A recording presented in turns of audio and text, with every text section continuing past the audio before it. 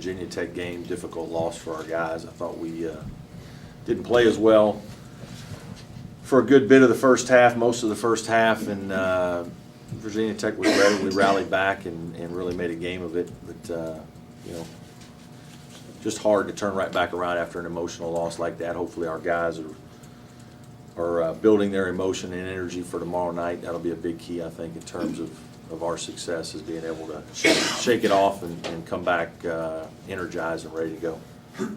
Question. Talk about the magnitude of tomorrow's game for you guys as far as standings. Is your only meeting with them? I mean, I guess, you know, in some ways it's an important game from the standpoint of whether we're going to move up or down. We're the same position, I think, in the league, maybe. You know, it's more just, it's the next game you want to win. And, you know, we played really well at Virginia and lost in a close one, and didn't play as well for part of the Virginia Tech game, and rallied back and played good late. But, you know, you just have a bad taste in your mouth of not winning a game, and you want to feel what that's like again to win. So I think it's more important to do that. Is there an update on Milton's status for tomorrow night? Yeah, Milt is he's going to be back practicing today, and he'll play tomorrow if, you know, if I think he's ready and we need him at some point, depending on how practices go here today and shoot around tomorrow. But he and I met yesterday and talked out some things, and so we're back ready to go. He won't start, John? No. Safe to assume KJ and Bernard, with their performance Saturday, enhance their roles? I hope so, but, you know, every game's different, and you know, matchups dictate different things. Certainly, I think both those kids played well. I was proud of the way they competed. They were a big part of bringing us back. I thought Bernard came in the second half and really did some good things to ignite us a little bit. KJ was very good in terms of taking the ball to the basket. So, you know, we're glad that they've done that. You know, all of our freshmen have shown a game or two where they've been able to do something positive. We just haven't been able to get them to consistently string it together. And then obviously something you probably have to see these next 3 weeks just to feel confident that you've brought them along as best you can this year. Yeah, it's more on them. I mean, it's you know, they've all had an opportunity, and they've gotten, some of them have gotten to play a lot more than most freshmen. And you know, you're just working with them every day to improve them as much as you can, and then it's, you know, how they respond and react to live games is a little bit, you know, it's a little of their doing, and that's when you find a little bit more about what's inside and their DNA, what they're made of a little bit. But they've all had some opportunity. Bernard's probably had, he and Devin have had the least amount, Devin Coleman. But, you know, I think some of that with Bernard was his health, and now that he's doing better and seems to have caught up in all areas, not just physically, but maybe more understanding exactly what we're trying to do, I think he's got a better chance to play.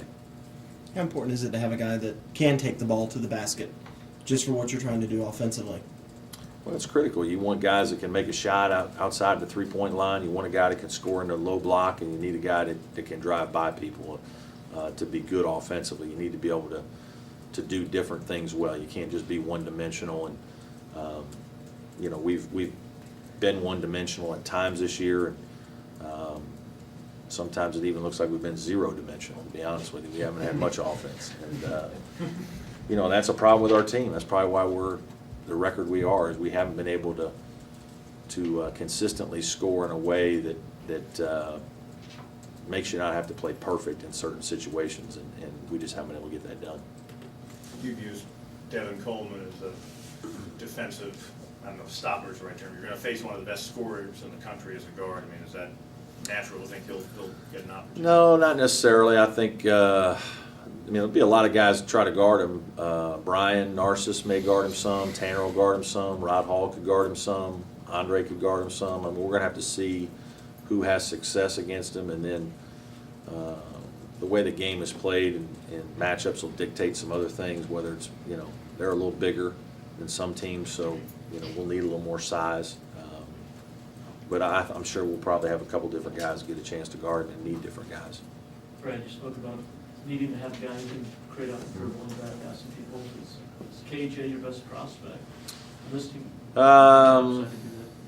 You know, yes and no. I mean, KJ's solid at it. He's not great at it now.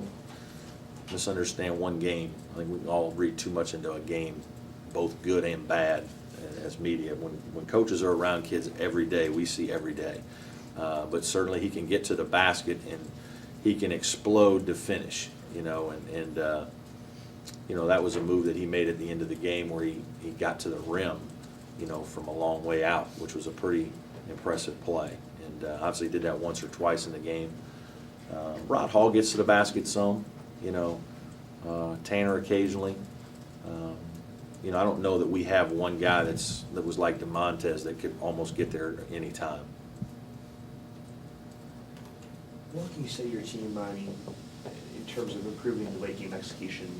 You know, it's not late game execution, it's the hardest part is finishing. If you look at every game we've played and we've been down and had a shot, we've had open shots, we just haven't made them. That's execution. In terms of Andre, we set a great screen in the middle of the court against Virginia, and he got a wide open three and missed it. KJ, we got him the ball in the middle of the court, he drove it to the rim and tried to dunk it. You know, Milt Jennings at Boston College got the ball 10 feet from the basket in the middle of the court, had a wide open 10-footer and missed it. Devin Booker got the rebound, got fouled, missed the free throws. I mean, you know, Tanner Smith got fouled late at South Carolina on a play on his own and missed the free throws. Like, you got to be a closer. You know, that's the hardest part is you can put kids in a position and then they got to close it. And, you know, when they refer to like Kobe Bryant as a closer, they get him the ball in a spot and then he just gets to a spot and makes a shot, oftentimes guarded or open or whatever. But that's the hardest part, and that's what separates good players from great ones, guys that can make a shot when you need it and under pressure, you know, in the difficult time. And we've just been really close. And, you know, execution, our guy missed the free throw. We execute the tip out perfect, and Tanner gets a 15-foot shot wide open in a 3-second tip play. Like, that's pretty good execution. We just didn't make the shot. So our guys are doing some good things. We're just not making the shot. You ever had a team that's had 6 losses by 3 points or less? I've had a couple teams that have you know, you kind of, sometimes seasons go this way and there's a reason. Sometimes you don't have the guy that's a finisher, and that guy wins games for you. And I've had seasons go both ways. I've had seasons where we've won, you know, 8 out of 10 close games. And I've had seasons like this, where another season or two like this, where we lost some close games. And you know, most seasons come down to a lot of these things, where you win a few more than you're supposed to, and you have a pretty good season. You lose a few more than you'd like to, and it doesn't go as well as you want. That's just, it's the nature of basketball. KJ seems like he has a lot of tools with that size and wingspan and athleticism. Where is he skills-wise? He still needs work. I mean, he's still like a fawn that you're still watching grow. I mean, he needs to get stronger.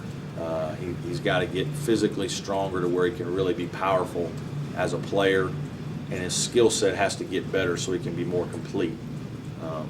You know, he shows flashes of things, though, and I told you this when we recruited him. He'll show you things that we can't coach. When he comes and blocks a shot, or when he takes off from 5 feet from the basket and is dunking it, you know, he can get to some places and finish some plays that other guys just can't do because of his athleticism. Now, he's still adjusting to being able to do it, you know, in physical contact, in the heat of battle, playing through some toughness and some pain, and defensively he's got ways to go on that end too.